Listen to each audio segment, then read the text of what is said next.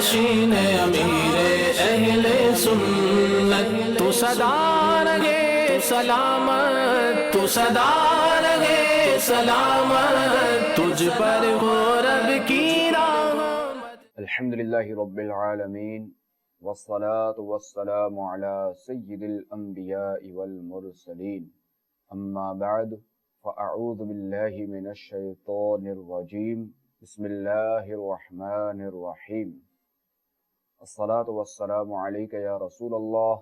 وعلى آلک واصحابک یا حبیب اللہ،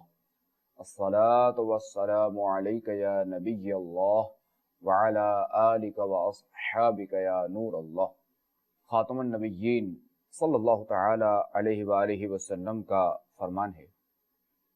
اے لوگو، بے شک بروز قیامت اس کی دہشتوں اور حساب کتاب سے جلد نجات پانے والا شخص وہ ہوگا جس نے تم میں سے مجھ پر دنیا میں بکثرت درود پڑھے ہوں گے۔ صلو علی الحبیب صلی اللہ تعالی علی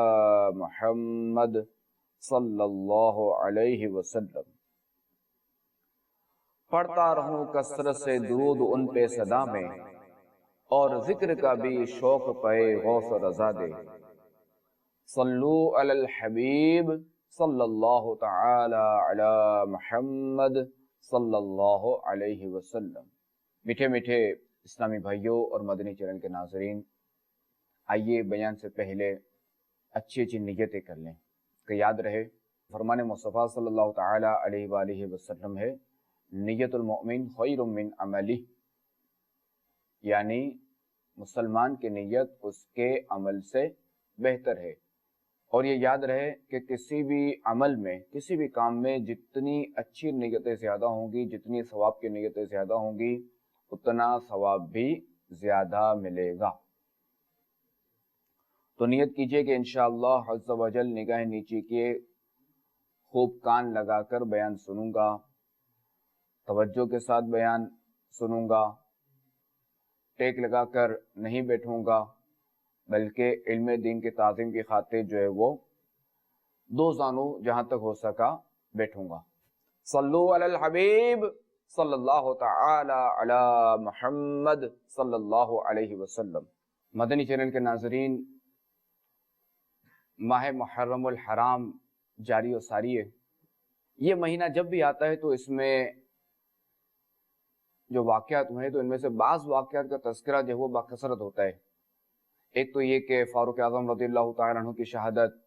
پھر یہ کہ وہ امام علی مقام امام حسین رضی اللہ تعالیٰ عنہ کی شہادت۔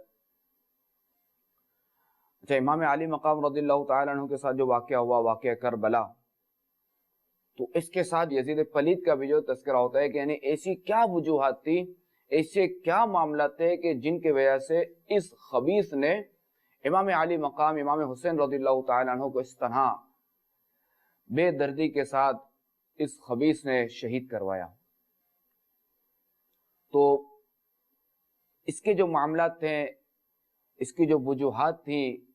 تو اس حوالے سے بھی جو ہے وہ اس کا تذکرہ ہوتا ہے اس خبیث کا، کہ تاکہ مسلمان جو ہے وہ ان چیزوں سے بچے۔ چونکہ جیسے یزید جو ہے اس نے دنیا کے محبت میں آ کر یہ ساری چیزیں کہ یزید نے جو ہے وہ گناہوں کا بازار سرگرم کر رکھا، تو اس طرح کی جو اس کی حرکات ہیں تو ان کا تذکرہ بھی ہوتا ہے تاکہ مسلمان ان چیزوں سے بچیں،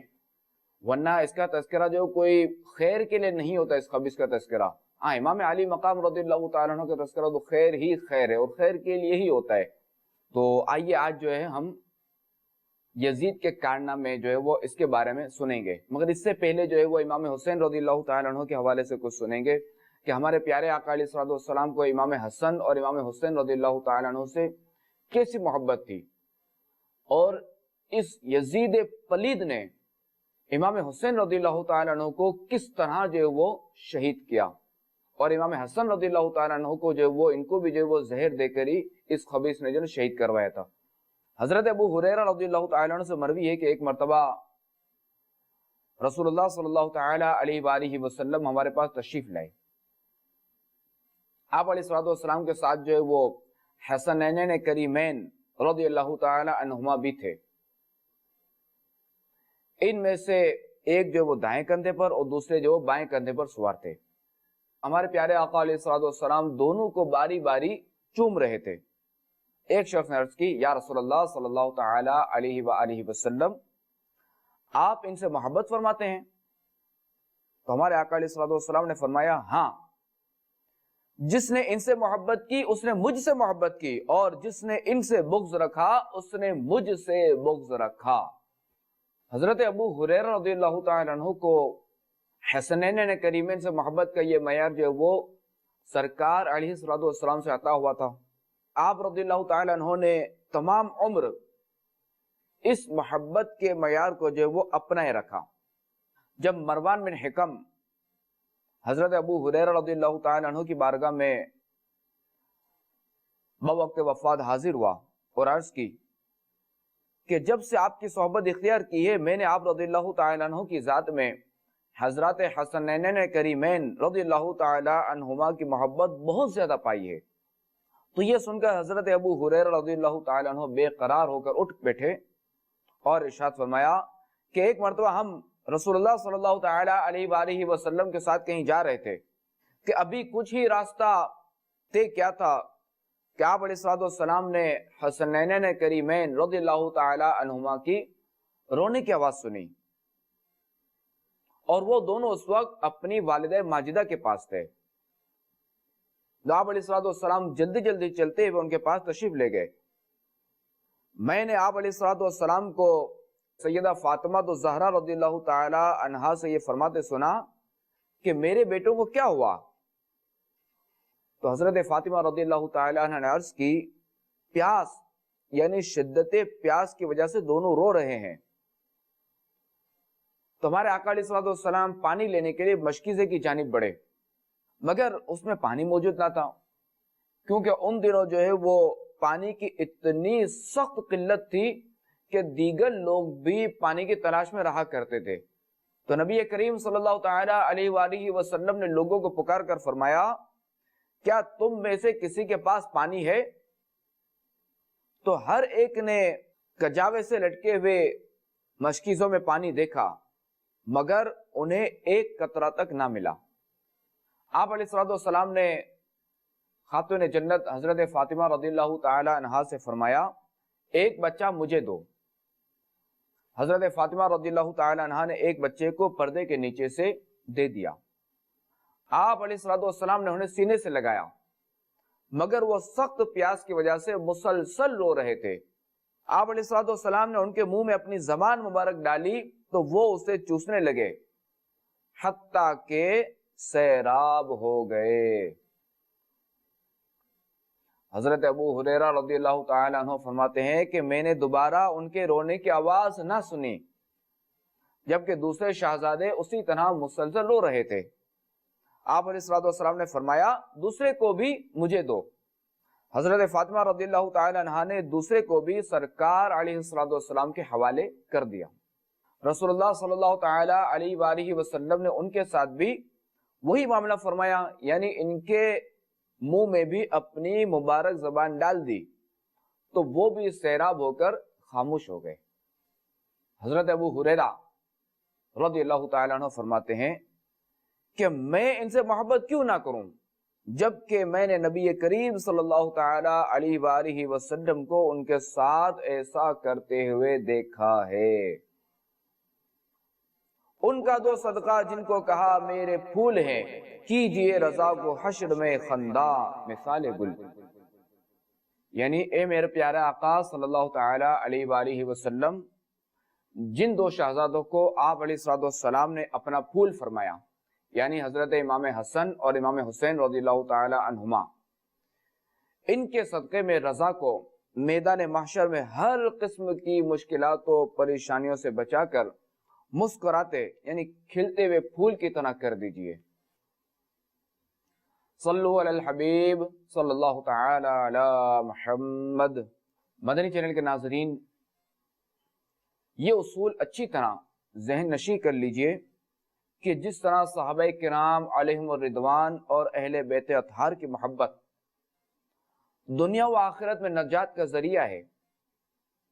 ایسے ہی ان سے بغض و عداوت یعنی دشمنی رکھنے میں ہلاکت ہی ہلاکت ہے. جیسا کہ ایک شخص حضرت سعد بن ابی وقاص رضی اللہ تعالی عنہ کے سامنے صحابہ کرام علیہم الرضوان کی شان میں گستاخی اور بے ادبی کے الفاظ بکنے لگا تو آپ رضی اللہ تعالی عنہ نے فرمایا تم اپنی اس خبیث حرکت سے باز رہو ورنہ میں تمہارے لیے بد دعا کر دوں گا. اس گستاخ و بے باک نے کہہ دیا کہ آپ کی بد دعا میرا کچھ نہیں بگاڑ سکتی. یہ سن کر آپ رضی اللہ تعالیٰ عنہ کو جلال آ گیا اور آپ نے اس وقت یہ دعا مانگی کہ یا اللہ عز و جل اگر اس شخص نے تیرے پیارے نبی صلی اللہ تعالی علیہ وآلہ وسلم کے پیارے صحابیوں کی توہین کیے تو آج ہی اس کو اپنے قہر و غضب کی نشانی دکھا دے تاکہ دوسرے لوگوں کو اس سے عبرت حاصل ہو. اس دعا کے بعد جیسے ہی وہ شخص مسجد سے باہر نکلا تو اچانک ایک پاگل اونٹ کہیں سے دوڑتا ہوا آیا اور اس کو دانتوں سے پچھاڑ دیا اور اس کے اوپر بیٹھ گیا اور اس قدر زور سے دبایا کہ اس کی پسلیوں کی ہڈیاں چور چور ہو گئیں اور وہ شخص فوراً ہی مر گیا. یہ منظر دیکھ کر لوگ دوڑ دوڑ کر حضرت سیدنا سعد بن ابی وقاص رضی اللہ تعالی عنہ کو مبارکباد دینے لگے کہ آپ کی دعا مقبول ہو گئی اور صحابہ کرام علیہم الرضوان کا دشمن ہلاک ہو گیا. امی ہے یہ قرآن و دین خدا کے مدار خدا اعتبار صحابہ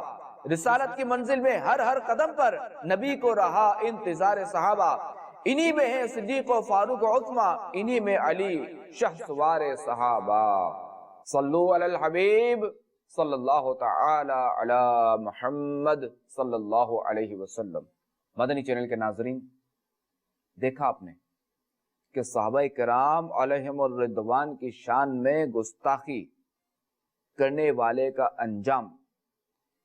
کیسا خطرناک اور عبرتناک ہوا. اور واقعی یہ حقیقت ہے کہ اللہ والوں کی شان میں گستاخی کرنا یا انہیں کسی بھی طرح سے تکلیف پہنچانا اللہ پاک کے عذاب کو دعوت دینے والی بات ہے. ان بزرگوں کی شان میں گستاخی اور بے ادبی کرنے والا دنیا میں تو ذلیل و رسوا ہوتا ہی ہے آخرت میں بھی ذلت اس کا مقدر ہوگی. اور یزید پلید وہ بد نصیب شخص ہے جو نہ صرف صحابہ کرام علیہم الرضوان کی توہین کا مرتکب ہوا بلکہ اس خبیث کی پیشانی پر اہل بیت کرام علیہم الرضوان کو بے گناہ شہید کرنے کا سیاہ داغ بھی ہے اور جس کی ہر زمانے میں دنیا اسلام مذمت کرتی رہی ہے اور قیامت تک اس کا نام حقارت کے ساتھ ہی لیا جائے گا. یہ بدباطن سیاہ دل شخص 25 ہجری میں دمشق میں پیدا ہوا. نہایت موٹا، بدنما، بد اخلاق، بد مزاج، فاسق، فاجر، شرابی، بدکار، ظالم، بے ادب، گستاخ تھا. اس کی شرارتیں اور بےہودگیاں ایسی تھیں کہ جن سے بد معاشوں کو بھی شرم آئے. صدر الافاضل مفتی سید محمد نعیم الدین مراد آبادی رحمت اللہ تعالی علیہ فرماتے ہیں کہ حضرت امام حسین رضی اللہ تعالی عنہ کا وجود مبارک یزید کی آزادیوں کے لیے زبردست محتسب یعنی حساب لینے والا تھا اور وہ یہ جانتا تھا کہ آپ رضی اللہ تعالی عنہ کے زمانہ مبارک میں اس کو کھل کر کھیلنے کا موقع نہ ملے گا اور اس کی کسی بھی الٹی حرکت اور گمراہی پر امام حسین رضی اللہ تعالی عنہ صبر نہ فرمائیں گے. اس کو نظر آتا تھا کہ امام حسین رضی اللہ تعالی عنہ جیسے دیندار کا کوڑا ہر وقت اس کے سر پر گھوم رہا ہے. اسی وجہ سے وہ اور بھی زیادہ امام حسین رضی اللہ تعالی عنہ کی جان کا دشمن تھا اور اسی لیے حضرت امام حسین رضی اللہ تعالی عنہ کی شہادت اس کے لیے باعث مسرت ہوئی. حضرت امام حسین رضی اللہ تعالی عنہ کا سایہ اٹھنا تھا کہ یزید کھل کر کھیلا. یعنی بالکل آزاد ہو گیا، اور انواع و اقسام کے معاصی یعنی گناہوں کی گرم بازاری ہو گئی، حرام کاری، بھائی بہن کا نکاح، سود، شراب علانیہ رائج ہوئے، نمازوں کی پابندی اٹھ گئی، بغاوت و سرکشی انتہا کو پہنچی۔ خباثت نے یہاں تک زور کیا کہ مسلم بن عقبہ کو 12,000 یا 20,000 کا لشکر لے کر مدینہ منورہ کی چڑھائی کے لیے بھیجا، اور اس نامراد لشکر نے مدینہ طیبہ میں وہ طوفان برپا کیا کہ اللہ کی پناہ، قتل و غارت اور طرح طرح کے مظالم رسول اللہ صلی اللہ تعالی علیہ وآلہ وسلم کے ہمسائیوں پر کیے، وہاں کے رہنے والوں کے گھر لوٹ لیے، 700 صحابہ کرام علیہم الرضوان کو شہید کیا، اور دوسرے عام لوگ ملا کر 10,000 سے زیادہ کو شہید کیا۔ لڑکوں کو قید کر لیا، ایسی بدتمیزیاں کی جن کا ذکر کرنا ناگوار ہے۔ مسجد نبوی شریف کے ستونوں میں گھوڑے باندھے، 3 دن تک مسجد شریف میں لوگ نماز سے مشرف نہ ہو سکے، صرف حضرت سعید بن مسیب رضی اللہ تعالی عنہ یہ دیوانے بن کر وہاں حاضر رہے۔ حضرت عبداللہ بن حنظلہ رضی اللہ تعالی عنہ نے فرمایا کہ یزیدیوں کی بری حرکات اس حد تک پہنچی کہ ہمیں اندیشہ ہونے لگا کہ ان کی بدکاریوں کی وجہ سے کہیں آسمان سے پتھر نہ برسیں۔ پھر یہ شریر لشکر مکہ مکرمہ کی طرف روانہ ہوا، راستے میں امیر لشکر مر گیا اور دوسرا شخص اس کا قائم مقام ہو گیا۔ مکہ مکرمہ پہنچ کر ان بے دینوں نے منجنیق یعنی پتھر پھینکنے کی ایک آلہ ہے کہ جس سے پتھر پھینکے جاتے ہیں، سنگ باری ہوتی ہے جس سے پتھر پھینکے جاتے ہیں، تو ان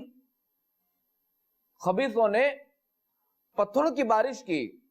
کہ اس سنگ باری سے حرم شریف کا صحن مبارک پتھروں سے بھر گیا، اور مسجد حرام کے ستون شہید ہو گئے، اور کعبہ شریف کے غلاف اور چھت کو ان بے دینوں نے جلا دیا، اور اسی چھت میں اس دمبے کے سینگ بھی تبرک کے طور پر محفوظ تھے جو حضرت اسماعیل علی نبینا و علیہ السلام کے فدیے میں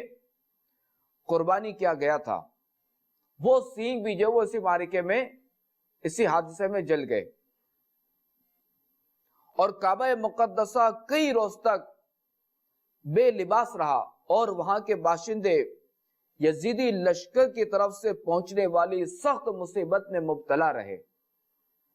مدنی چینل کے ناظرین، سنا آپ نے کہ یزید پلید نے اپنے دور حکومت میں بد کرداری کا ثبوت دیتے ہوئے کئی خرافات کو عام کیا، مثلا محارم یعنی وہ رشتہ دار جن سے نکاح ہمیشہ کے لیے حرام ہے، ان سے نکاح کرنا، اور سود وغیرہ کو اس بے دین نے علانیہ رواج دیا۔ مدینہ طیبہ اور مکہ مکرمہ کی بے حرمتی کرائی، صحابہ کرام علیہم الرضوان اور اہل بیت اطہار کو ظلم و ستم کے بعد شہید کروایا، گانے باجے سننا، خوب شراب پینا، نماز نہ پڑھنا، الغرض یہ بدبخت ہر وہ کام کرتا جس سے شریعت مطہرہ نے منع فرمایا۔ یقیناً انسان عزت و شہرت، مال و دولت اور حکومت ملنے سے سرکش و بے باک ہو جاتا ہے، اور پھر دھیرے دھیرے دین سے دور اور دنیا سے قریب تر ہوتا چلا جاتا ہے۔ اپنے تخت و تاج کی لاج رکھنے کے لیے اللہ تبارک و تعالی کی نافرمانیوں اور اس کے پیاروں کی گستاخیوں سے بھی انسان باز نہیں آتا۔ یزید پلید بھی اقتدار اور حکومت کی محبت میں مبتلا ہو کر ایسا سرکش ہوا کہ معاذ اللہ صحابہ کرام علیہم الرضوان کی شان میں گستاخیاں کی، ان کو تکلیفیں پہنچائی، ان کا دل دکھایا، حالانکہ صحابہ کرام علیہم الرضوان تو وہ مقدس ہستیاں ہیں کہ جن کی شان عظمت کے بارے میں خود ہمارے پیارے آقا علیہ السلام نے فرمایا، اکرموا اصحابکم فانہم خیارکم، یعنی میرے صحابہ کی عزت کرو کہ وہ تمہارے نیک ترین لوگ ہیں۔ مزید فرمایا خیر امتی القرن الذین یلونی ثم الذین یلونہم ثم الذین یلونہم، یعنی میری امت میں سب سے بہتر میرے زمانے والے ہیں، یعنی صحابہ کرام علیہم رضوان، پھر ان کے بعد کے لوگ یعنی تابعین، پھر ان کے بعد لوگ ہیں یعنی تبع تابعین۔ نمایاں ہے اسلام کے گلستہ میں ہر ایک گل پہ رنگ بہار صحابہ،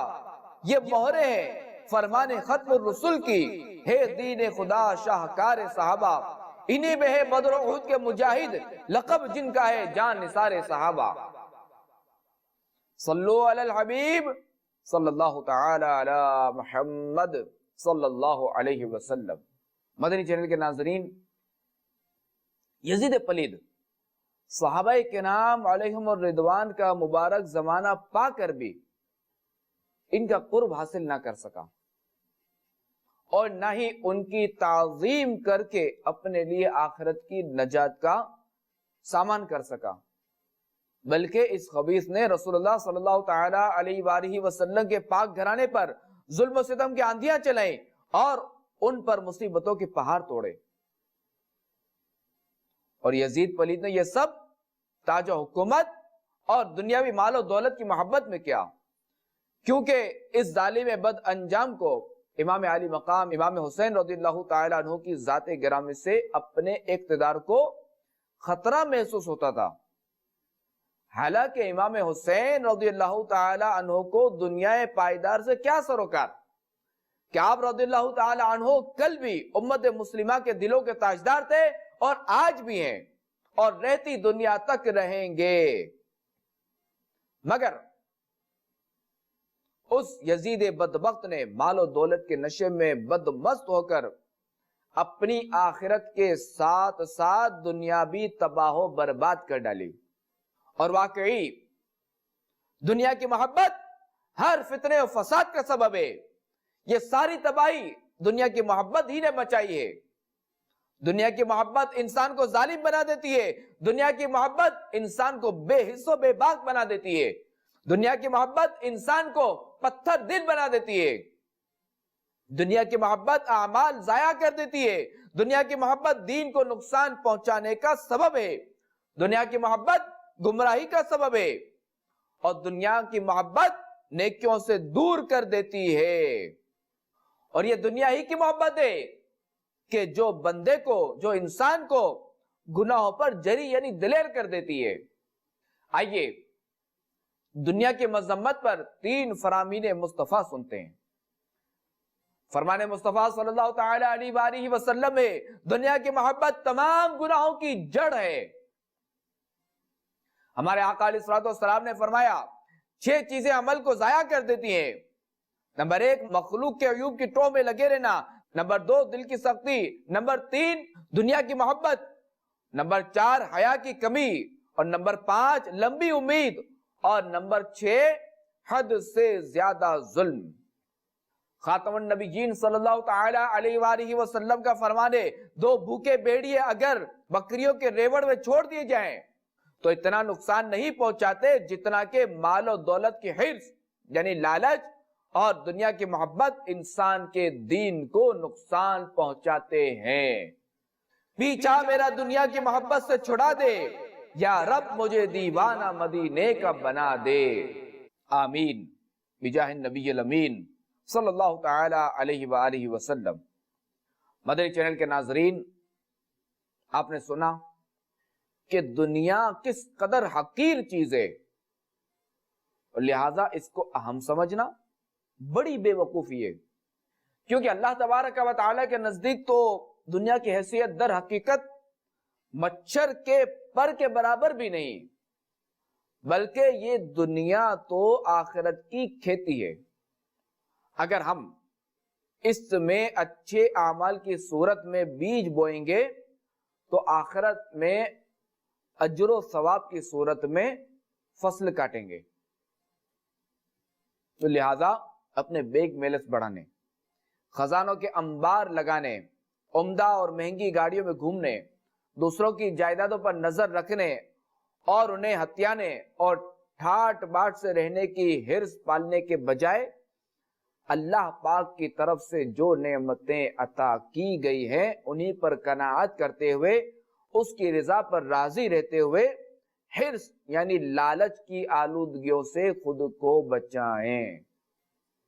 شیخ الحدیث عبد المصطفیٰ اعظمی رحمۃ اللہ تعالی علیہ فرماتے ہیں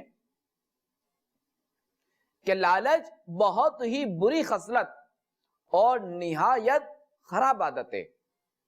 اللہ پاک کی طرف سے بندے کو جو رزق و نعمت اور مال و دولت یا جاہ یعنی عزت و مرتبہ ملا ہے اس پر راضی ہو کر قناعت کر لینی چاہیے۔ دوسروں کی دولتوں اور نعمتوں کو دیکھ دیکھ کر خود بھی اس کو حاصل کرنے کے خیال میں پریشان حال رہنا، غلط و صحیح ہر قسم کی تدبیروں میں دن رات لگے رہنا، یہی جذبہ حرص و لالچ کہلاتا ہے۔ اور حرص و طمع در حقیقت انسان کی ایک پیدائشی خصلت ہے۔ تو مدنی چینل کے ناظرین، دنیاوی مال و دولت کے حصول کی خواہش و کوشش کرنے کے بجائے آخرت کی نعمتوں کو پانے کے لیے خوب نیکیاں کیجیے اور دنیا سے بے رغبتی اختیار کیجیے۔ کہ صحابہ کرام علیہم الرضوان نے حضور علیہ الصلوۃ والسلام سے عرض کی ہم سب میں بہتر کون ہے؟ آپ علیہ الصلوۃ والسلام نے ارشاد فرمایا ازہدکم فی الدنیا وارغبکم فی الآخرہ، یعنی تم میں سے بہترین وہ ہیں جو دنیا سے زیادہ بے رغبتی اور آخرت سے زیادہ رغبت رکھنے والا ہو۔ حضرت علامہ عبدالرؤف مناوی رحمۃ اللہ تعالی علیہ اس حدیث پاک کی شرح میں فرماتے ہیں کہ دنیا کے فنا اور عیبدار ہونے کی وجہ سے بے رغبتی کرے اور آخرت کی بزرگی اور ہمیشہ رہنے کی وجہ سے آخرت میں رغبت رکھے۔ عقل مند وہ ہے جو دنیا اور دنیا کے میل کچل سے اپنے آپ کو بچائے اور دنیا کو اپنا خادم بنائے، ضرورت کے مطابق دنیا جمع کرے اور اس کے علاوہ دنیا سے کنارہ کشی اختیار کرے، کیونکہ جب کوئی دنیا سے منہ موڑتا ہے تو دنیا اس کے پاس ذلیل ہو کر آتی ہے۔ جو شخص دنیا کمانے کی خاطر جتنا دنیا کے پیچھے بھاگتا ہے دنیا اس سے اتنی ہی بھاگتی ہے، جیسے سایہ سورج کی طرف منہ کر کے چلنے والے کے پیچھے پیچھے آتا اور سورج سے پیٹھ پھیر کر چلنے والے کے آگے آگے بھاگتا ہے۔ اگر یہ شخص اپنے سے آگے بھاگنے والے سائے کو پکڑنے کی کوشش کرے بھی تو یہ ناکام ہوگا۔ دولت دنیا سے بے رغبت مجھے کر دیجئے، میری حاجت سے مجھے زائد نہ کرنا مالدار۔ صلو علی الحبیب صلی اللہ تعالی علی محمد۔ تو میرے مدنی چینل کے ناظرین، دیکھا آپ نے کہ اس دنیا کی خاطر یزید پلید نے کیسی کیسی حرکتیں کی کہ امام حسین رضی اللہ تعالی عنہ اور ان کے اصحاب کو کس طرح بے دردی کے ساتھ شہید کروایا۔ پھر اس خبیث نے مدینہ طیبہ پر وہاں بھی اس نے یہ حرکات کی اور 700 صحابہ کرام اور اس کے علاوہ 10,000 سے زیادہ مسلمان شہید کروائے۔ پھر اس کے لشکر نے جو ہے وہ مکہ مکرمہ کی طرف گیا اور وہاں بھی اس نے جو ہے وہ معاذ اللہ خانہ کعبہ پر سنگ باری کی۔ صحن شریف جو ہے وہ پتھروں سے بھر گیا اور وہ سینگ جو جنتی مینڈے کے جو تھے جو خانہ کعبہ میں لگے ہوئے تھے وہ سینگ بھی جو ہے وہ اس کی سنگ باری سے جو وہ شہید ہو گئے۔ تو واقعی دنیا جو ہے نا یہ بہت بری چیز ہے، اس سے محبت رکھنا بیکار ہے۔ اچھا، اب چونکہ دنیا میں ہمارا آنے کا مقصد کیا ہے، جیسا کہ قرآن پاک میں ارشاد ہوتا ہے الذی خلق الموت والحیات لیبلوکم ایکم احسن عملا، کہ وہ جس نے موت اور حیات پیدا کی تاکہ تمہاری جانچ ہو کہ کس کے اعمال اچھے ہیں۔ تو میرے میٹھے میٹھے اسلامی بھائیوں، یہ یاد رہے کہ دنیا میں رہتے ہوئے، یہاں رہتے ہوئے کہ ہم جو ہے وہ اللہ تبارک و تعالیٰ کی عبادت کریں اور اس میں جو ہے وہ ہم کسی کے آگے ہاتھ نہ پھیلائیں، ہم جو ہے وہ کسی سے بھیک نہ مانگے۔ تو لہٰذا یہاں رہتے ہوئے کسب معاش کرنا، حلال روزی کمانا یہ چیز الگ ہے، تو لہٰذا اس چیز کی مذمت نہیں کی گئی۔ اللہ تعالیٰ سے دعا ہے کہ ہمیں جو ہے وہ دنیا کی برائیوں سے بچائے، اور اللہ تبارک و تعالی ہمیں کسی کے محتاج ہونے سے بچائے، اپنے سوا کسی کا محتاج نہ کرے۔